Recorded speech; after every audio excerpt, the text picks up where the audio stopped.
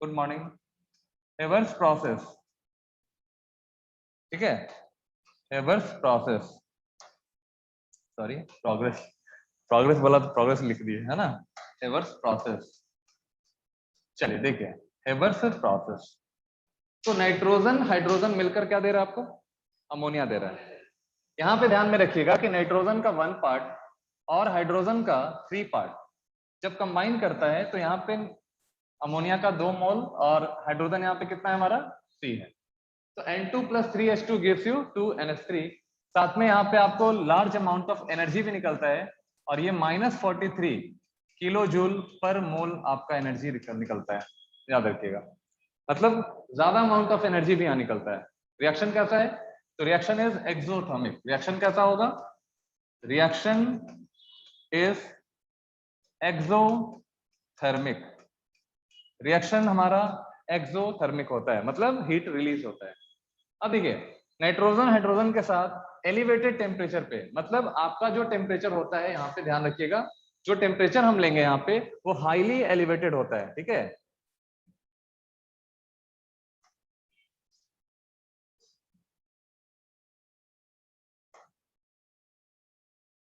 देखिए नाइट्रोजन और हाइड्रोजन आपस में रिएक्ट करके, देखिएगा ध्यान से, यहाँ पे करीब करीब 773 केल्विन ये हमारा टेम्परेचर होता है, बहुत ज्यादा टेम्परेचर है आपका। और साथ में एनर्जी करीब करीब 46 पॉइंट, यहाँ पे आप लिख लीजिएगा, थोड़ा सा सुधारिएगा, 46.1 किलो जूल पर मोल यहाँ पे एनर्जी रिलीज होता है, ठीक है। तो इस चीज को ध्यान में रखेंगे। तो रिएक्शन आपका हाईली एक्सोथर्मिक है। Nitrogen nitrogen combine with oxygen at high temperature approximately 1000 kelvin temperature पे ये रिएक्ट करता है, ध्यान में रखिएगा। 1000 केल्विन पे रिएक्ट करता है। 1000 to 2000, यहाँ पे आपके एनसीईआरटी में 1000 to 2000 आपका लिखा है। तो 1000 to 2000 पे अगर रिएक्ट करेगा तो यहाँ पे आपको नाइट्रिक ऑक्साइड का फॉर्मेशन हो जाता है। इस चीज को भी ध्यान में रखिएगा, this is in gas form, ठीक है। This process is called Haber's process, और ये हमारा नाइट्रिक ऑक्साइड बनाने का एक माध्यम है, एक मीडियम है, जहां पे नाइट्रोजन आपका रिएक्ट करता है ऑक्सीजन से। तो क्योंकि आपको पता है ऑक्सीजन में भी डबल बॉन्ड है, नाइट्रोजन में ट्रिपल बॉन्ड है, दोनों इजिली रिएक्ट नहीं करता है। 1000 से 2000 केल्विन टेम्परेचर पर रिएक्ट करके आपको क्या दे देगा? NO दे देगा, नाइट्रिक ऑक्साइड दे देगा। तो नाइट्रोजन का यहाँ पे सिंपल सा रिएक्शन है, नोट कर लीजिए। हो गया सबका?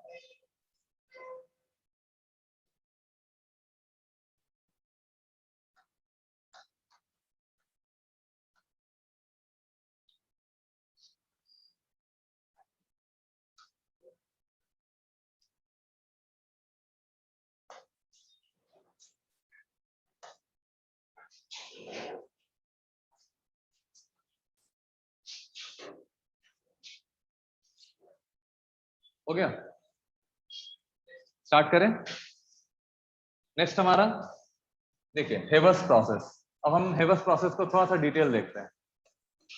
हेवर्स प्रोसेस, अब थोड़ा सा डिटेल देखिए हेवर्स प्रोसेस क्या होता है। देखिए हेवर्स प्रोसेस में हम 1 पार्ट N2 का और 3 पार्ट H2 का लेकर रिएक्शन कराते हैं, और यहाँ पे हमें 2 पार्ट आपका NH3 मिल जाता है, अमोनिया। साथ में आपको हीट मिलता है, ठीक है, डेल्टा हीट, ठीक है। N2 + H2 कंबाइन करके क्या देगा आपको? अमोनिया का फॉर्मेशन करेगा। तो यहाँ पे देखिए, यहाँ पे टोटल मोल आपके सर एक रिएक्टेंट, मिनट सर, बैक कीजिए ना। बैक कर दें?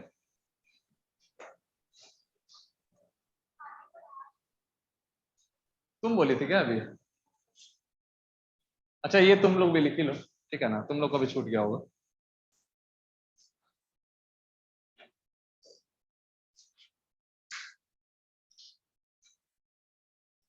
अभी कुछ नहीं है, अभी अमोनिया का फॉर्मेशन हम बताए हैं आपको, N2 + H2 gives you ammonia. साथ में यहाँ पे लार्ज अमाउंट ऑफ हीट भी निकल रहा है, जल्दी से नोट कर लीजिए।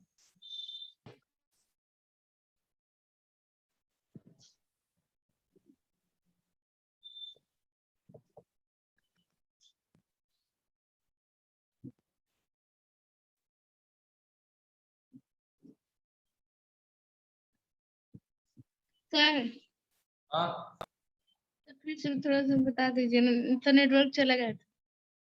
अच्छा अच्छा, कुछ बताया नहीं बाबू। यहाँ पे देखो हेबर्स प्रोसेस है, अमोनिया का प्रिपरेशन करते हैं, मैन्युफैक्चरिंग करते हैं यहाँ पे।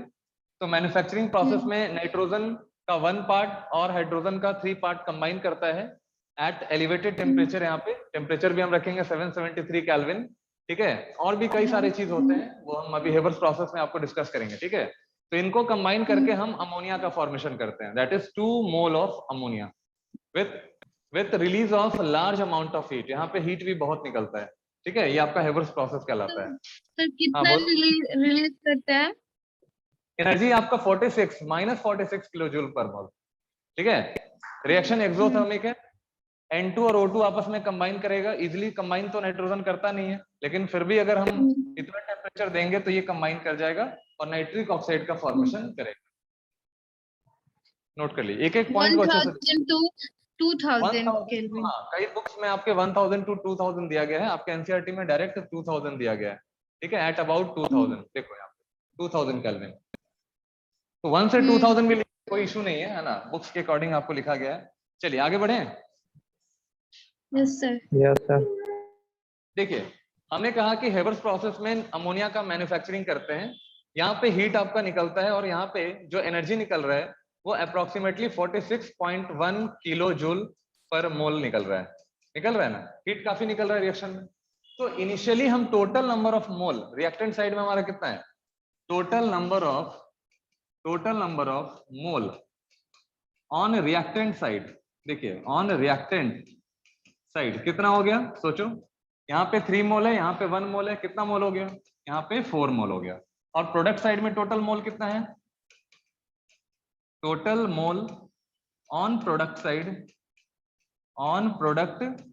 साइड ये आपका ओनली 2 मिल रहा है।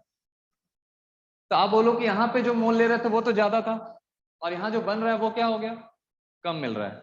सिर्फ 2 मोल मिल रहा है हमको अमोनिया का। हमारा कंजप्शन हो रहा है 4 मोल, मिल रहा है हमें 2 मोल। तो हमें क्या करना है, हमें कंजप्शन को कम करना है और प्रोडक्ट को बढ़ाना है। मतलब आउटपुट हमें ज्यादा चाहिए, अमोनिया का फॉर्मेशन हमें ज्यादा करना है। तो आप लोग ली कैटलिस्ट प्रिंसिपल पढ़े होंगे, कहाँ पढ़े थे, इक्विलिब्रियम चैप्टर में पढ़े थे। केमिकल इक्विलिब्रियम क्या था ली कैटलिस्ट में, बोलो ली कैटलिस्ट में क्या था, बताइए ली कैटलिस्ट में क्या होता है।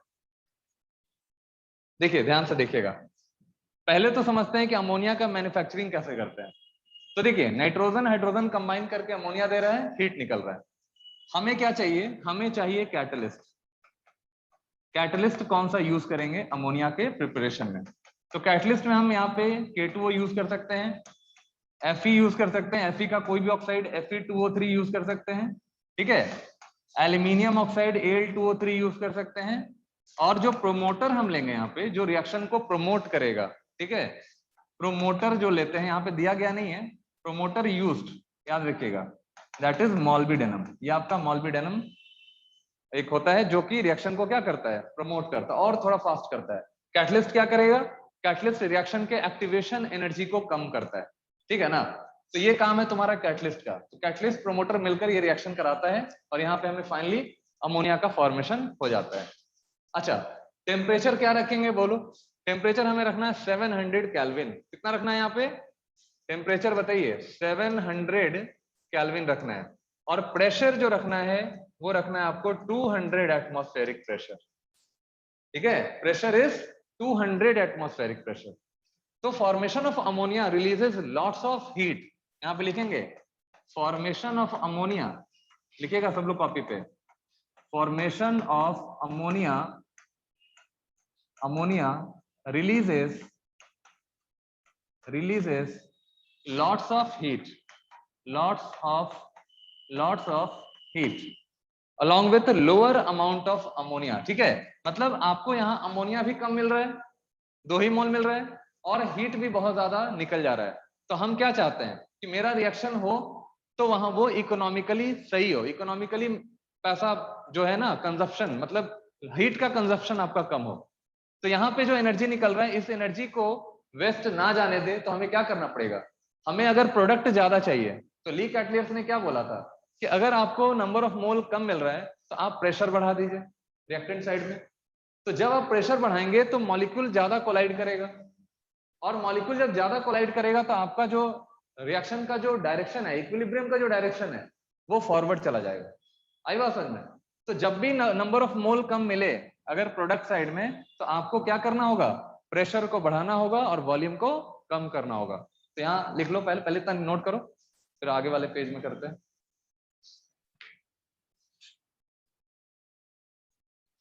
हो गया? लिखिए, according to Le Chatelier's principle, लिखना according to Le Chatelier's principle, लिखिए according to Le Chatelier's principal,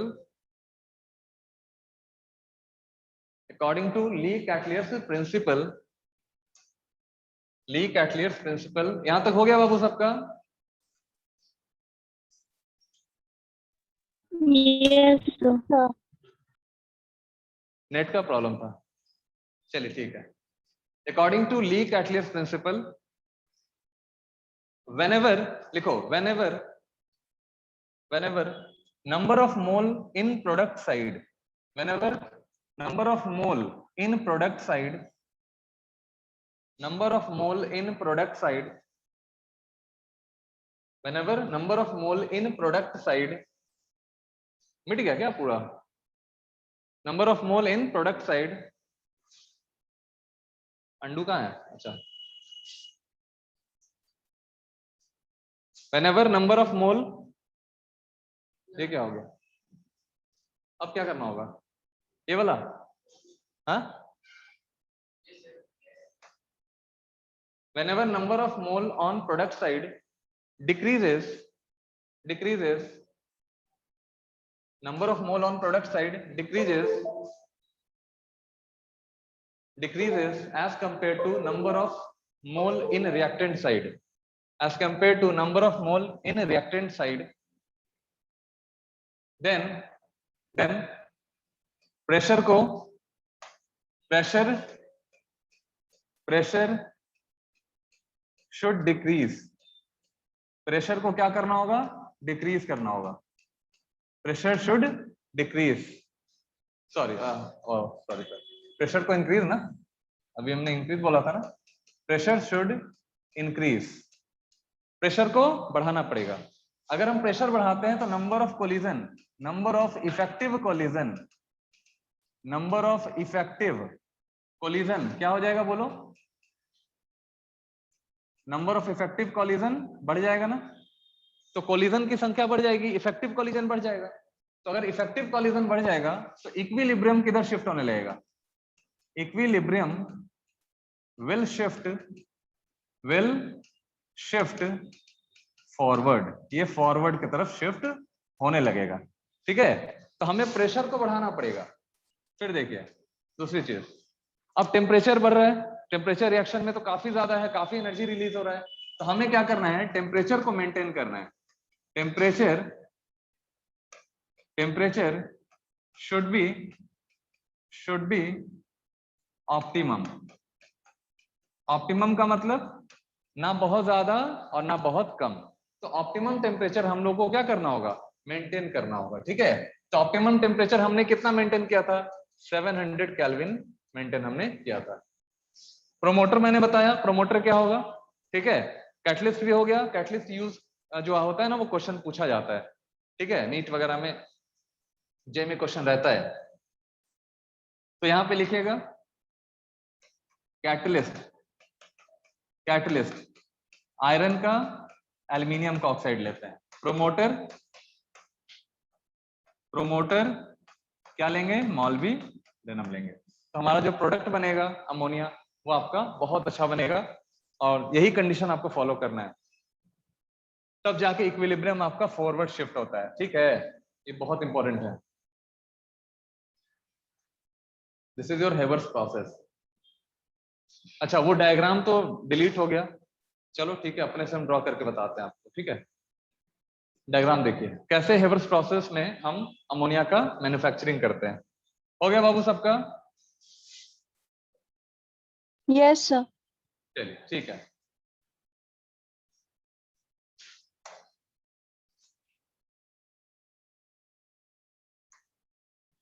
देखिए यहाँ पे अब एक डायग्राम हम बना रहे हैं अभी, ठीक है ना।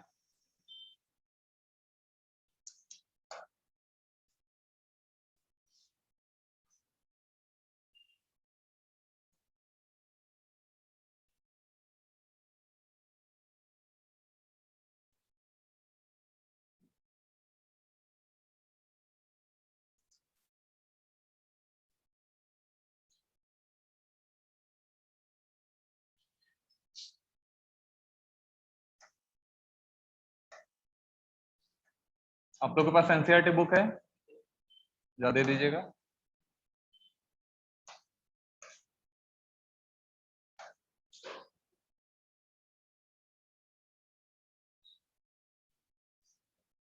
एनसीईआरटी बुक है तो दे दीजिए।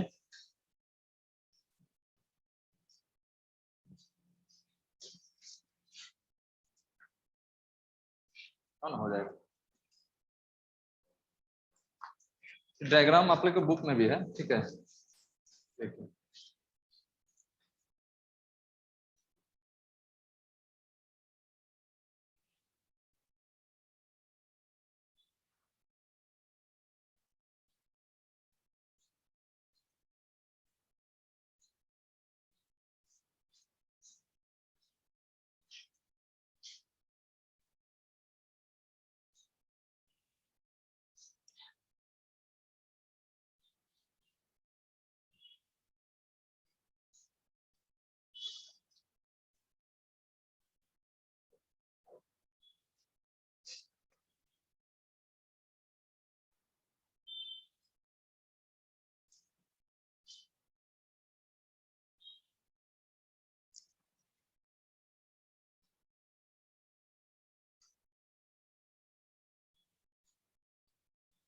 बहुत इसमें आपका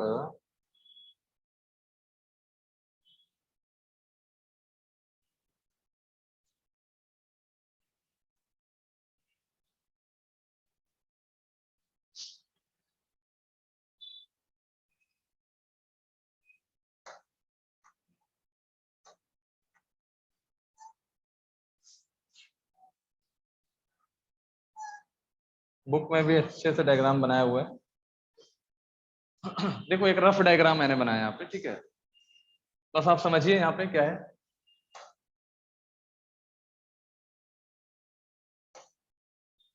देखो दिस इज योर कंप्रेसर।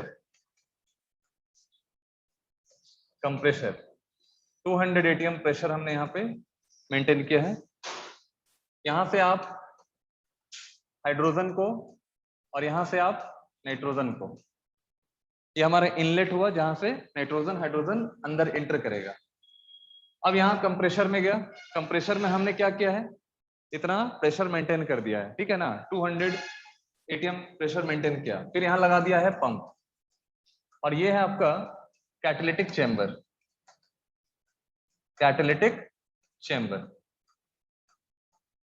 जहां पे हमारा कैटलिस्ट Fe एल्यूमिनियम प्रेजेंट है और यहां से ये निकल रहा है, ठीक है।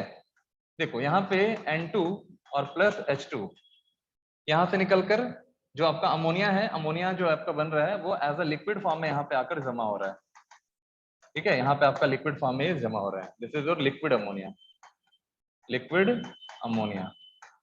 और जो आपका अनरिएक्टेड N2 और H2 है, वापस ये पंप के माध्यम से यहाँ से, देखो ये वाला जो आपका पंप है यहाँ से आपका अंदर चला गया। देखो ध्यान से, अब इसको समझिएगा।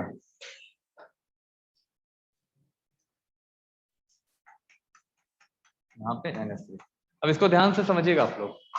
सब लोग लाइन पे हो ना बाबू, ऑनलाइन पे जो बच्चे हैं। देखिए एक सिंपल सा डायग्राम है, एक सिंपल सा डायग्राम यहाँ पे रफ डायग्राम है, आप लोग बुक में देखिएगा, अच्छे से बनाया हुआ है। ठीक है, सिंपल सा भी चीज है क्या कि नाइट्रोजन हाइड्रोजन को आप यहाँ से पास करेंगे, ठीक है, इस चेंबर से पास करिए। ये सबसे पहले आता है स्टेप 1 में या स्टेज 1 में, कौन सा चेंबर है आपका, कंप्रेसर है। तो कंप्रेसर में आने के बाद N2 और H2 आपस में कोलाइड करता है, कंप्रेस होता है। कंप्रेस करने के बाद क्या होगा कि ये कैटालिटिक चेंबर में आएगा। यहाँ पे ध्यान से देखिएगा, ये कैटालिटिक चेंबर में आएगा। कैटालिटिक चेंबर में आने का मतलब है कि वहां पे रिएक्शन और ज्यादा फास्ट होगा, एक्टिवेशन एनर्जी यहाँ पे कम हो जाता है, और यहाँ से आपका N2 H2 और NH3 तीनों निकलता है। अब अमोनिया भी निकल रहा है, साथ में N2 और H2 दोनों निकल रहा है। अब ये N2 और H2 क्या है यहाँ पे, ये N2H2 ऐसा है, ऐसा गैस है जो रिएक्ट करके अमोनिया नहीं बनाया। ठीक है, जैसे 100 मॉलिक्यूल में 80 मॉलिक्यूल तो अमोनिया बना लिया, बाकी जो 2 आपका मॉलिक्यूल बचा है, ठीक है, वो अमोनिया नहीं बनाया है। तो अमोनिया जो नहीं बनाया है, देखो जो लिक्विड अमोनिया यहाँ से आ रहा है वो यहाँ पे कलेक्ट हो गया, और जो अनरिएक्टेड N2 और H2 था वो पंप के माध्यम से यहाँ से फिर वापस इस वाले पंप में आ जाता है। मतलब पंप उसको क्या कर रहा है, खींच रहा है, ठीक है, सक्शन पंप है वो। यहाँ से जो अनरिएक्टेड N2 और H2 है उसको वापस यहाँ पंप बुला रहा है, और फिर ये कहाँ जाएगा, फिर ये कंप्रेसर में जाएगा, और कंप्रेसर से फिर कैटालिटिक चैम्बर में जाने के बाद ये रीसर्कुलेट होता रहेगा। बात समझ में आ रही है? तो इस तरह से हम क्या करते हैं, अमोनिया को कलेक्ट कर लेते हैं इस वाले चैम्बर में। बात समझ में आ रही है? यहाँ से N2 और H2 भेजना है, कंप्रेसर में गया, कंप्रेसर से कैटालिटिक चैम्बर में गया, कैटालिटिक चैम्बर में जाने के बाद ये तीनों गैस आपको फॉर्म करता है, अमोनिया तो कलेक्ट हो जाता है यहाँ पे लिक्विड फॉर्म में, जो अनरिएक्टेड N2 और H2 है वापस ये पंप के माध्यम से ऊपर आ जाता है, और उसको कहाँ भेज दिया जाता है, कंप्रेसर में और कैटालिटिक चैम्बर में। तो यहाँ पे फिर से वो क्या होगा, N2 और H2 जो रिएक्ट नहीं किया है वापस उसको रिएक्ट करा के अमोनिया बनाएगा। बात समझ में आ रही है? तो ये एक छोटा सा लेआउट था आपका अमोनिया के फॉर्मेशन का। यही आप बुक में देखिएगा, बुक में बहुत ज्यादा नहीं दिया हुआ है, थोड़ा ही सा दिया हुआ है, ठीक है ना। चलिए यही आपका है, इसको ड्रॉ कर लो आप लोग, रफ डायग्राम बना लो कॉपी पे, कोई इशू नहीं।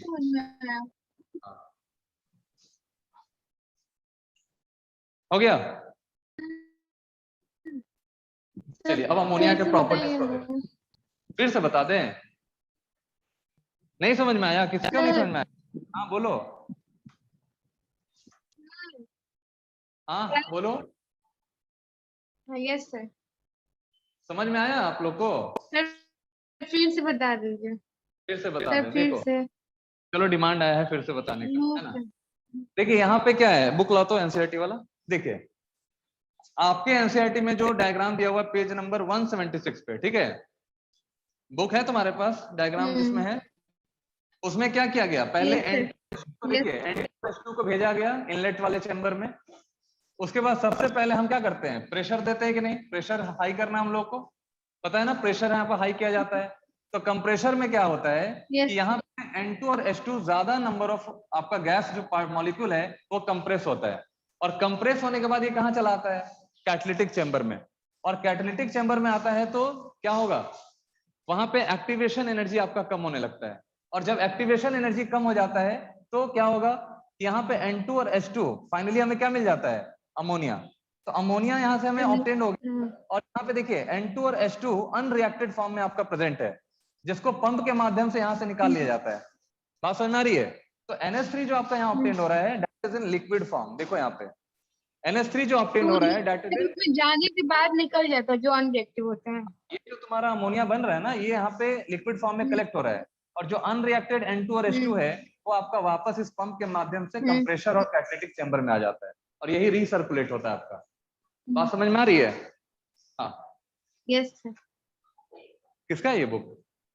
लो हो गया सर हो गया। ठीक है, चलिए लिखिएगा प्रॉपर्टीज ऑफ अमोनिया। हाँ क्या हुआ, सो गया? प्रॉपर्टीज ऑफ अमोनिया लिखिए, लिखिएगा अमोनिया का प्रॉपर्टीज।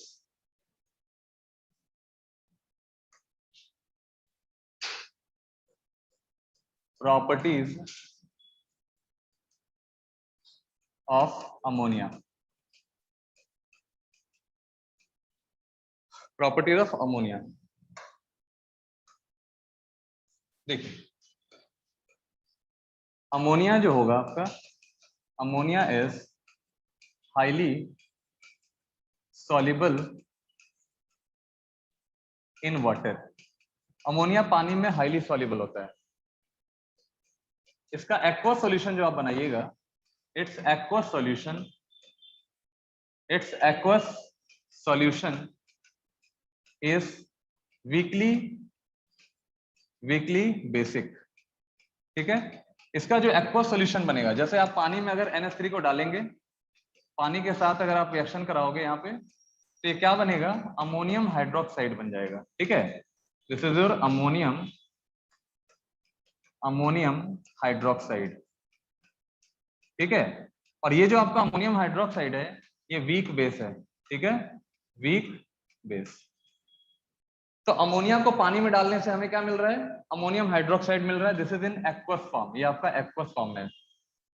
और ये याद रखिएगा कि अमोनिया का जो सॉल्यूशन बनेगा पानी के साथ ये आपका वीकली बेसिक होगा, ammonium hydroxide that is in aqueous form, ठीक है। देखिए ammonia ammonia act as electron pair donor, electron pair donor. Ammonia काम करता है इलेक्ट्रॉन पेयर डोनेट करने का। कैसे? तो देखिए अमोनिया में NH तीन हाइड्रोजन लगा है और अमोनिया के नाइट्रोजन पे एक लोन पेयर भी है। और इस लोन पेयर को देखा जाए तो ये लोन पेयर को डोनेट कर सकता है ना। तो यहाँ पे याद रखिएगा, यहाँ पे ये काम करेगा डोनर का, यानी इलेक्ट्रॉन पेयर को ये डोनेट करने का काम करता है। क्योंकि नाइट्रोजन का इलेक्ट्रोनिगेटिविटी ऑक्सीजन और फ्लोरीन से कम होता है, इसी वजह से ये इलेक्ट्रॉन इजिली बाहर निकलता है, इजिली यहां से चला जाता है। ऑक्सीजन के पास भी इलेक्ट्रॉन है, लेकिन ऑक्सीजन के पास जो इलेक्ट्रॉन है वो इजिली डोनेट नहीं करता है क्योंकि इलेक्ट्रोनिगेटिविटी बहुत होता है। तो अगर ऑक्सीजन का इलेक्ट्रोनिगेटिविटी ज्यादा होगा तो वो अपने इलेक्ट्रॉन को डोनेट नहीं करेगा। ये नाइट्रोजन इलेक्ट्रॉन को आसानी से डोनेट कर सकता है। तो अगर ये आसानी से इलेक्ट्रॉन डोनेट करेगा तो क्या कहलाएगा बोलो? यहाँ पे इसको हम बोलेंगे NH3 को हम कहेंगे act as Lewis base. This is called your Lewis base. ये आपका लुईस बेस कहलाएगा क्योंकि ये लोन पेयर का डोनर है, ध्यान रखिएगा। लोन पेयर को डोनेट कर रहा है, आपका लुईस बेस कहलाएगा।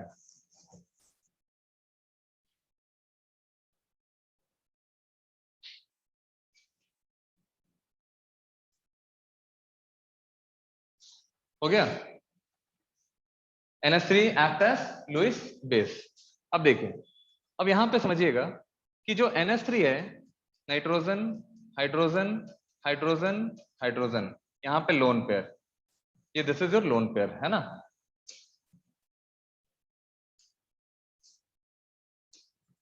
अरे ये क्या हो जाता है? देखिए ध्यान से, यहाँ पे इस वाले ऑर्बिटल में एक इलेक्ट्रॉन पेयर है, ठीक है ना। अब इसका जो शेप आप देखोगे ना, आपको पता है इसका शेप क्या होता है? अमोनिया का शेप बताओ, केमिकल बॉन्डिंग पढ़े हो, बोलो क्या शेप होगा? मुंह बनाने से नहीं होगा। अरे टेट्राहेड्रल होगा सर। हाँ, क्या होता है शेप इसका, बोलो शेप क्या होगा? पिरामिडल। टेट्राहेड्रल होगा सर। पिरामिडल, ठीक है, शेप इसका पिरामिडल हो जाएगा। अब इसका हाइब्रिडाइजेशन बोलो, इसका हाइब्रिडाइजेशन बोलिए, हाइब्रिडाइजेशन sp3 sp3 कैसे निकालते हैं हाइब्रिडाइजेशन? यहाँ पे देखिए, यहाँ पे आपको lone pair plus bond pair ये आपका इलेक्ट्रॉन पेयर हो जाता है। तो बताइए लोन पेयर कितना है यहाँ पे? 1 और बॉन्ड पेयर कितना है?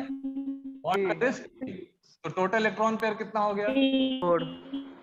अगर 4 हो जाएगा तो यहाँ पे टोटल हाइब्रिड ऑर्बिटल भी आपका कितना हो जाएगा? 1 3 1 4। तो यहाँ पे हाइब्रिड ऑर्बिटल 4 हो गया, दैट इज हाइब्रिडाइजेशन आपका sp3 हो जाता है। आ रही बात समझ में? इस चीज को आप अच्छे से ध्यान रखिएगा। Hybridisation is sp3, total number of hybrid orbital. ये देखो, ये जो आपका लोन पेयर है ना, ये भी हाइब्रिड ऑर्बिटल का ही पार्ट है, ध्यान रखिएगा। लोन पेयर भी हाइब्रिड ऑर्बिटल का पार्ट है।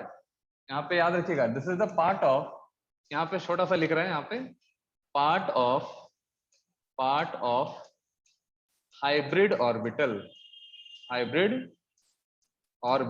ठीक है। ये आपका हाइब्रिड ऑर्बिटल का पार्ट हो जाता है, ठीक है। अब देखिए, अब ये जो लोन पेयर है, ये लोन पेयर डोनेट करने का भी काम ये करता है, ठीक है। आगे बढ़े क्या, इसको पेज चेंज करें? देखिए अब यहाँ पे जो लोन पेयर है, ध्यान से देखिएगा, NH H, ठीक है। अब यहाँ पे आपका लोन पेयर है। अब ये देखिए, ये अमोनिया है।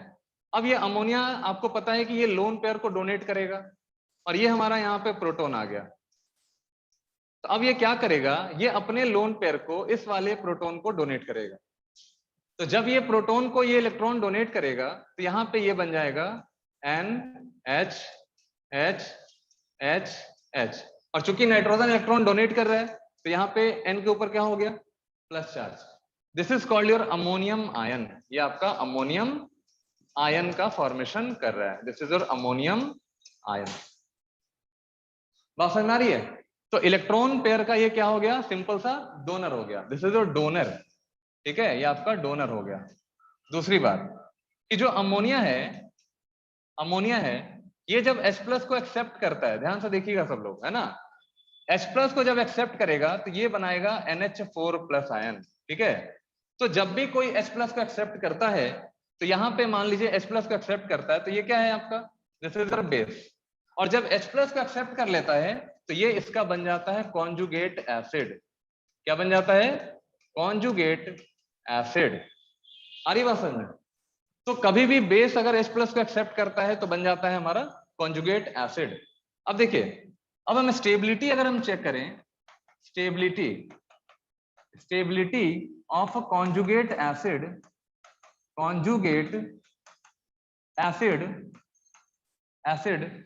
डिसाइड द स्ट्रेंथ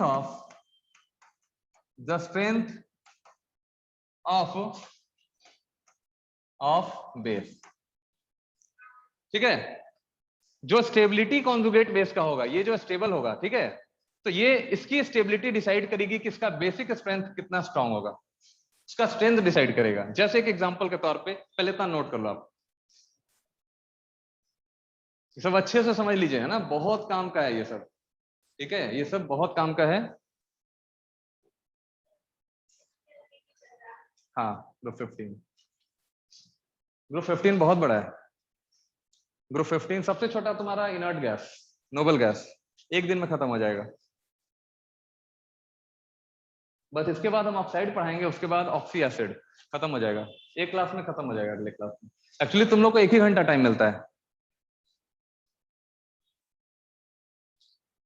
हो गया बाबू सबका? यस। अब देखिए, यस सर। अब एक कॉन्सेप्ट समझिए यहाँ पे। ठीक है, जैसे मान लो यहाँ पे CH3 NH2। देखिए, सपोज करिए यहाँ पे आपका CH3 NH2 है और यहाँ पे आपके पास सिर्फ NH2 है। सपोज करिए NH2 है, सॉरी NH3 मान लो। ठीक है, अब यहाँ पे आपने इसमें H+ ऐड किया, यहाँ भी आपने H+ ऐड किया, यहाँ पे आपके पास CH3 NH2 प्लस हो गया, NH3 है ना, NH3+ हो गया, और यहाँ पे भी आपका बन गया NH4+। ठीक है, इसका pKb का वैल्यू यहाँ पे हम लिख रहे हैं pKb 1, और इसके लिए हमने pKb का वैल्यू बनाया 2। ठीक है, pKb मतलब अगर हमें बेसिक स्ट्रेंथ मेजर करना है तो हमें क्या लेना पड़ेगा, pKb लेना पड़ेगा। ठीक है, और हम अगर इक्विलिब्रियम कांस्टेंट की बात करें तो दिस इज योर Kb1, और यहाँ पे क्या हो जाएगा Kb2, Kb1 एंड Kb2।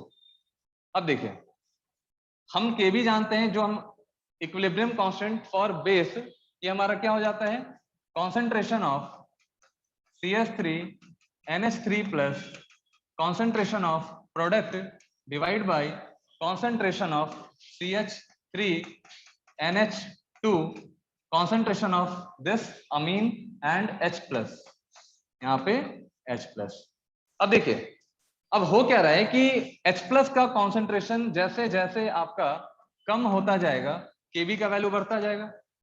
अगर H+ का कंजप्शन ज्यादा होगा, कंजप्शन का मतलब जितना ये H+ को कंज्यूम करता जाएगा उतना ही NH3+ बनेगा। बात समझ में आ रही है? तो अगर ये H+ कम होगा तो ये क्या होगा, ये ज्यादा होगा। तो अगर ये ज्यादा होगा तो Kb क्या हो गया, बढ़ गया। तो हम कह सकते हैं कि NH इसका जो फॉर्मेशन है, अगर ये ज्यादा होने लगेगा सोल्यूशन के अंदर, तो हम कहेंगे कि यहाँ पे Kb का वैल्यू बढ़ जाएगा और इसका बेसिक स्ट्रेंथ बढ़ जाएगा। बात समझ में आ रही है? दूसरी तरफ हमने आपको कहा था, ये Kb1 कर लो यहाँ पे। ठीक है, हमने आपको कहा था कि जितना स्टेबल हमारा कॉन्जुगेट एसिड होगा उतना ही स्ट्रॉन्ग हमारा बेस होगा। बात समझ में आ रही है? अब हम Kb2 की वैल्यू निकालते हैं, Kb2 की वैल्यू निकालते हैं। कैसे निकालोगे Kb2 की वैल्यू?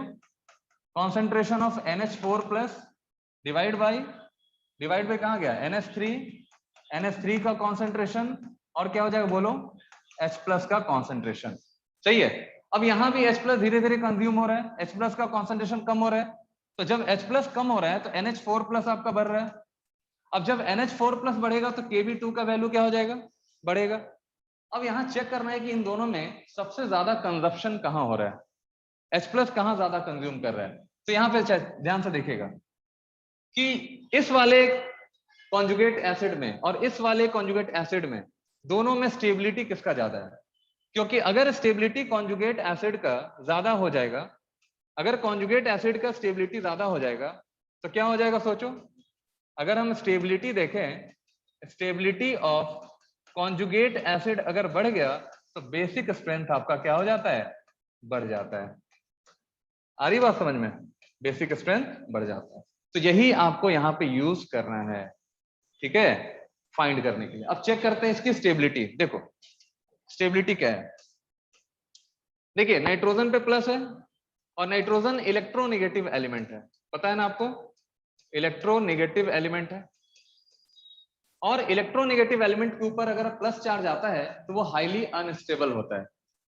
तो यहां पे भी प्लस है और प्लस आपका यहां पे भी है।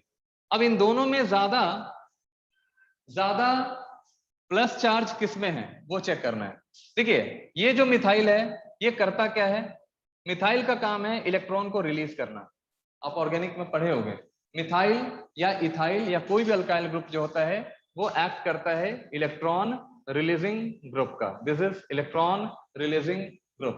अगर ये इलेक्ट्रॉन रिलीज करेगा तो प्लस चार्ज की डेंसिटी कम होगी, और जितना प्लस चार्ज की डेंसिटी कम होगी उतना ही नाइट्रोजन स्टेबल होगा, क्योंकि इलेक्ट्रोनेगेटिव एलिमेंट का काम क्या है, वो इलेक्ट्रॉन को अपनी तरफ पुल करता है, खींचता है। तो नाइट्रोजन को यहाँ पे इलेक्ट्रॉन मिथाइल दे रहा है, तो जब ये इलेक्ट्रॉन इसको मिलेगा तो नाइट्रोजन के ऊपर जो प्लस चार्ज है वो धीरे धीरे क्या होने लगेगा, कम होने लगेगा। और जब नाइट्रोजन के ऊपर प्लस चार्ज कम होने लगेगा तो नाइट्रोजन स्टेबल होने लगेगा। लेकिन यहाँ पे देखिए, यहाँ पे प्लस चार्ज ज्यादा रहेगा। क्यों ज्यादा रहेगा, क्योंकि यहाँ पे इलेक्ट्रॉन देने वाला कोई नहीं है। जीओसी पढ़ लिया आप लोग ना, जीओसी पढ़े हो, GOC general organic, yes sir. हाँ पढ़े हो तो ये समझ में आ रहा होगा। तो यहाँ पे ध्यान रखिएगा, पहले वाले केस में इन केस ऑफ फर्स्ट, देखो ये हमारा फर्स्ट केस हुआ, ध्यान से देखिएगा, ये हमारा हो गया सेकंड केस। देखिए इन फर्स्ट केस ये हमारा जो पहला केस है उसमें ध्यान से देखिएगा, फर्स्ट केस ये वाला। इस वाले केस में क्या है कि पॉजिटिव चार्ज जो है नाइट्रोजन पे, पॉजिटिव चार्ज ऑन नाइट्रोजन, ठीक है, ये धीरे धीरे कम हो रहा है। तो जब यहाँ पॉजिटिव चार्ज नाइट्रोजन पे धीरे धीरे कम होने लगेगा तो होगा क्या कि स्टेबिलिटी यहाँ पे बढ़ने लगेगा, स्टेबिलिटी बढ़ने लगेगा, स्टेबिलिटी इंक्रीज करने लगेगा, ये आपका डिक्रीज कर रहा है। तो जब स्टेबिलिटी बढ़ने लगेगा तो आपका कॉरस्पॉन्डिंग बेस जो है, कॉरस्पॉन्डिंग बेस जो है या बेसिक स्ट्रेंथ जो है ये आपका बढ़ने लगेगा। बात समझ में आ रही है। तो कॉरस्पॉन्डिंग बेसिक स्ट्रेंथ हमारा इंक्रीज करने लगेगा, ठीक है। तो ये चीज ध्यान रखिएगा कि जितना आपका ज्यादा स्टेबल होगा कॉन्जुगेट एसिड उतना ही ज्यादा हमारा स्ट्रॉन्ग बेस होगा। तो CH3NH2 का basic strength as compare to ammonia ज्यादा होता है, नोट करिए।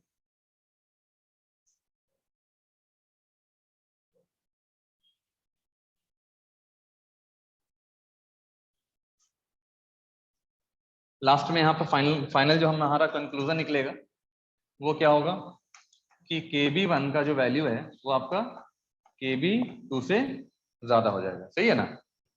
और एक और कंक्लूजन, अगर PKB के फॉर्म में लिखोगे तो क्या लिखोगे, PKB, बताओ, Kb का वैल्यू ज्यादा होता है तो PKB का वैल्यू कम होने लगता है। तो PKB1 का value is less than PKB2 का वैल्यू, ठीक है, PKB2 का वैल्यू ध्यान रखिएगा। ये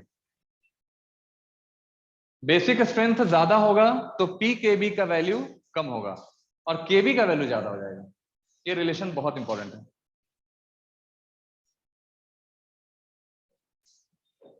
आगे बढ़े, सबका हो गया यहाँ तक? Yes sir.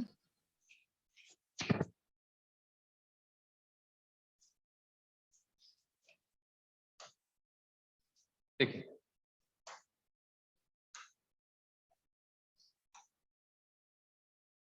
NH3 act as ligand. NH3 जो है वो लिगैंड का काम करता है। ये लिगैंड का मतलब होता है यहाँ पे एक्ट एज डोनर। तो यहाँ पे सेंट्रल मेटल एटम को ये इलेक्ट्रॉन को डोनेट करने का भी काम करता है। जैसे मान लीजिए आपके पास सेंटर पे कोई मेटल एटम है N+, तो अमोनिया क्या करेगा, NH3 इस वाले सेंट्रल मेटल एटम को अपने इलेक्ट्रॉन को डोनेट करेगा। तो central metal atom belongs to transition element. ध्यान से देखिएगा, ट्रांजिशन एलिमेंट्स, ये कोई भी डी ब्लॉक का एलिमेंट्स हो सकता है, लेकिन वो ट्रांजिशन एलिमेंट होने चाहिए जिनमें वैकेंट डी ऑर्बिटल प्रेजेंट होगा। तो अगर ऐसा कोई ऑर्बिटल प्रेजेंट है तो यहाँ पे ये नाइट्रोजन इलेक्ट्रॉन को डोनेट करने का काम करता है। ठीक है, तो ये आपका अगर डोनेट करेगा तो एक्ट एज लिगैंड। यहाँ पे ये काम करेगा किस चीज का, लिगैंड का काम करेगा। बात समझ में आ रही है? इलेक्ट्रॉन को क्या कर रहा है, ये डोनेट कर रहा है। तो जैसे देखिए मान लीजिए कि अगर कॉपर आयन है, Cu2+ आयन है, ध्यान से देखिएगा, Cu2+ आयन का कलर जो होता है वो आपका ब्लू होता है। तो कॉपर आयन को अगर ये इलेक्ट्रॉन डोनेट करेगा, अमोनिया अगर इलेक्ट्रॉन डोनेट करता है तो इसका कलर आपका चेंज हो जाएगा। और NH3 अगर मेटल आयन को अगर इलेक्ट्रॉन देगा तो यहाँ पे एक कॉम्प्लेक्स का फॉर्मेशन हो जाएगा। क्या फॉर्म होगा बोलो, एक कॉम्प्लेक्स का फॉर्मेशन होगा, यानी कोऑर्डिनेशन बॉन्ड आपका फॉर्म करेगा। कोऑर्डिनेशन बॉन्ड यहाँ पे देख रहे हो फॉर्म कर रहे हैं। तो कॉपर अगर NH3 के साथ कंबाइन करेगा तो CuNH3 का होल ट्वाइस, ठीक है, CuNH3 का whole twice +2। This is your deep blue solution. याद रखिएगा ये क्वेश्चन आया हुआ है यहाँ पे, ठीक है। यानी कि ब्लू कलर के सॉल्यूशन को अमोनिया के सॉल्यूशन में अगर हम ये कॉपर सल्फेट के सॉल्यूशन में अगर हम अमोनिया डालते हैं तो सॉल्यूशन और ज्यादा हमारा डीप ब्लू हो जाता है और ज्यादा डीप हो जाता है। बात समझ में आ रही है? Yes sir. देखिए Ag, ठीक है, AgCl को अमोनिया के साथ रिएक्शन कराइए, ठीक है ना। AgCl को अमोनिया के साथ रिएक्शन कराइए। AgCl का कलर कैसा होगा, ये आपका व्हाइट कलर का है। तो अमोनिया के साथ ये रिएक्शन करेगा AgNH3 का होल ट्वाइस, यहाँ ऊपर में हम लिखेंगे +1, ठीक है, और यहाँ Cl लगा देना। तो ये हो जाएगा क्या, कलरलेस। तो यहाँ पे याद रखेंगे कि जो अमोनिया होता है NH3, बहुत इंपॉर्टेंट लाइन है, नोट में लिखिएगा, ammonia act as detecting reagent, detecting reagent. Ammonia जो है एक डिटेक्टिंग रिएजेंट का भी काम करता है, ठीक है। वो मेटल आयन को डिटेक्ट करता है कि मेटल आयन हमारा कौन सा है, Ag है, Ag+ है, कॉपर है, जिंक है, कौन सा आपका मेटल आयन है, उसको ये डिटेक्ट करने का काम करता है। Ammonia act as detecting reagent, ठीक है।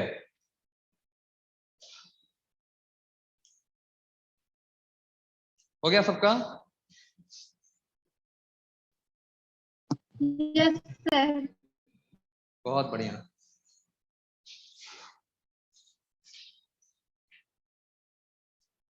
चलिए ठीक, नेक्स्ट एक रिएक्शन और लिखिएगा आप लोग। देखिए जिंक सल्फेट और अमोनियम हाइड्रोक्साइड का रिएक्शन, NH4OH का। Fe2O3 का रिएक्शन करा दो NH4OH के साथ। चलो आप लोग करके दिखाओ तो क्या फॉर्म करेगा। इसका प्रोडक्ट बनाइए, और कुछ क्वेश्चंस भी हम दे रहे हैं आपको।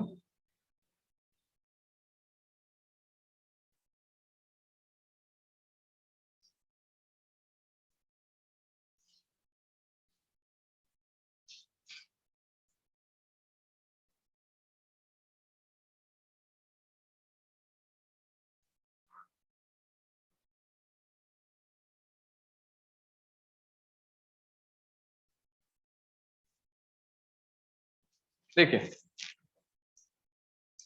बनाओ बनाओ, तुम लोग बनाओ।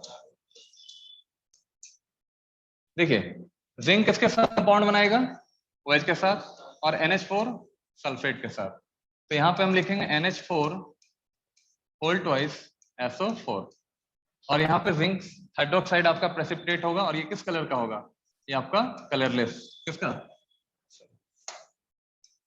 कौन सा कलर होगा बोलो, यहाँ पे कलरलेस। चलिए Fe2O3 का बोलो, Fe2O3.XH2O, ठीक है, Fe2O3 और XH2O। तो ये आपका रस हो गया, तो ये हो गया रेडिश ब्राउन, याद रखिएगा, this is your reddish brown PPT precipitate बनेगा। इनसॉल्युबल प्रेसिपिटेट आपका फॉर्म कर जाता है, इनसॉल्युबल प्रेसिपिटेट फॉर्म कर जाता है।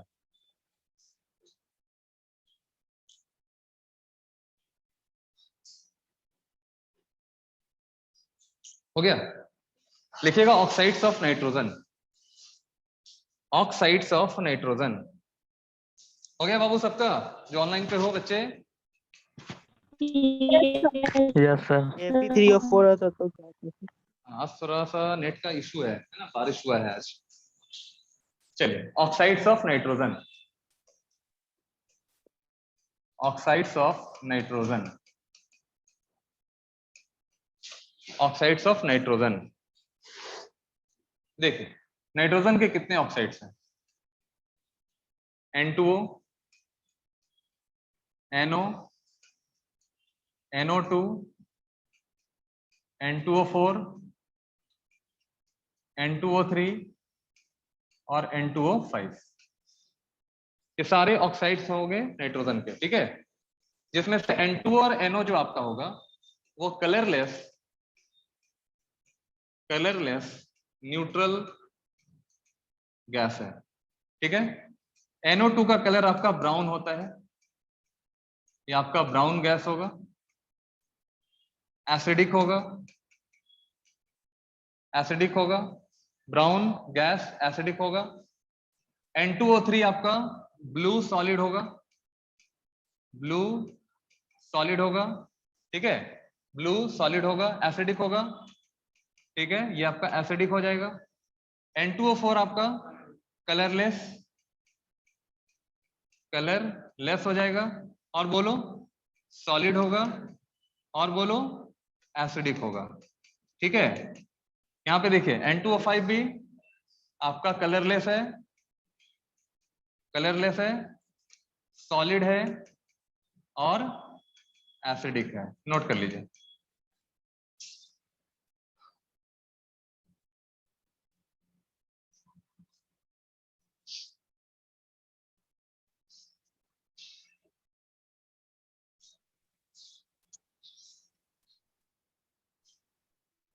आपका नाम क्या इसका लिख दीजिएगा तो उसका। तो देखिए नाइट्रोजन पेंटॉक्साइड है सर नाइट्रोजन उसका लास्ट वाला का। रखना, बता रहे हैं, नाइट्रोजन पेंटॉक्साइड याद रखना, नाइट्रोजन ट्राइऑक्साइड याद रखना, नाइट्रोजन टेट्राऑक्साइड याद रखिएगा, नाइट्रोजन डाइऑक्साइड, नाइट्रिक ऑक्साइड, ठीक है, और ये नाइट्रोजन आपका बोलो मोनोऑक्साइड, ठीक है, या नाइट्रोजन ऑक्साइड बोलना है इसको, सिंपल नाइट्रोजन ऑक्साइड, ठीक है, ऐसे आप नाम इसको कह सकते हैं, बता सकते हैं। अब लिखिए इन सब का प्रिपरेशन, लिखिएगा methods of preparation of these oxides. Time हो गया क्या, टाइम, अच्छा अच्छा,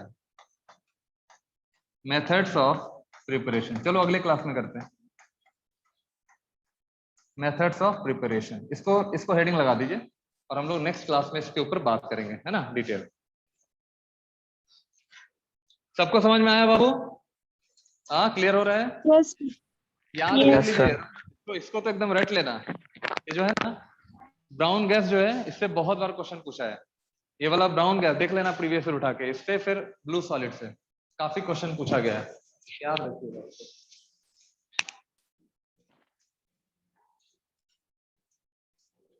thank you sir. Thank you sir.